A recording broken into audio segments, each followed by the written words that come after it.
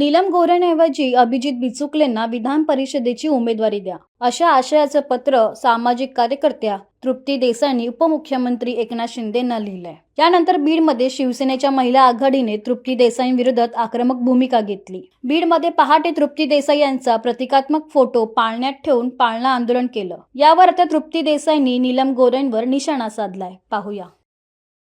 आज बीडमध्ये पहाटे माझ्या विरोधात पाळणा आंदोलन झालंय. खरं तर माझा फोटो पाळण्यात ठेवला आणि मला जो मान सन्मान दिला त्याबद्दल मनापासून आभार. त्याच्याबरोबर दुधाची बाटलीही ठेवली, जी शक्तिवर्धक आहे, ज्याला अमृता समान मानलं जातं.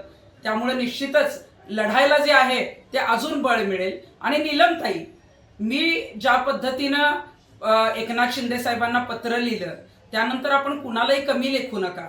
कारण एखादा रिक्षाचालक जे आहे ते मुख्यमंत्री होतो, एखादा चहा विकणारा पंतप्रधान होतो, तर कुठलीही सर्वसामान्य व्यक्ती आमदार होऊ शकते. त्यामुळे बालिश बुद्धीचा प्रश्नच नाही. उलट हे आंदोलन केल्यानंतर तुम्ही किती बालिश बुद्धी आहात हे मात्र आम्हाला आवर्जून समजलं. आणि शिवसेनेमध्ये आत्ता पुण्यामध्ये आणि पिंपरी चिंचवडमध्ये हे आंदोलन तुम्हाला का करता आलं नाही?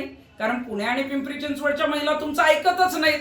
आज हे आंदोलन झाल्यानंतर कित्येक तुमच्या पक्षातले पदाधिकारी ह्या माझं अभिनंदन करायला आणि मला पाठिंबा द्यायला फोन करतायत. त्या पदाधिकारी असल्यामुळे जाहीर पाठिंबा देऊ शकत नाहीत, परंतु 80% महिला आणि पुरुष पदाधिकाऱ्यांनी सांगितलंय की नीलमताईंच्या बाबतीत तुम्ही जे बोलताय त्या बाबतीत जे आहेत ते तृप्तीताई आम्ही तुमच्या बरोबर आहोत. त्यामुळे आता तुम्हीच ठरवा. परंतु ठीक आहे, काल मी टीका केल्यानंतर आणि पत्र लिहिल्यानंतर आपण थोड्याफार ऍक्टिव्ह तरी झालात, याचा फार मोठा आनंद आहे.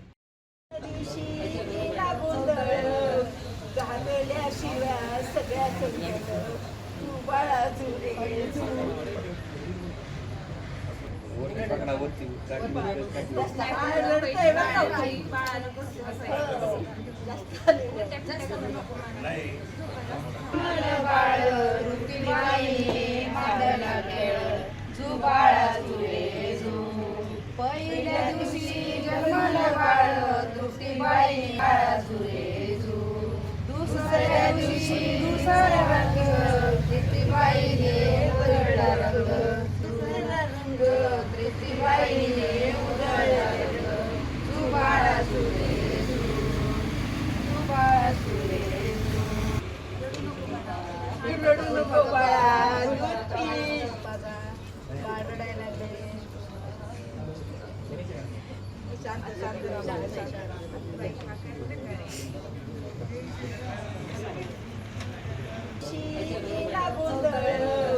झालेल्याशिवाय सगळ्याच तू बाळा जुरे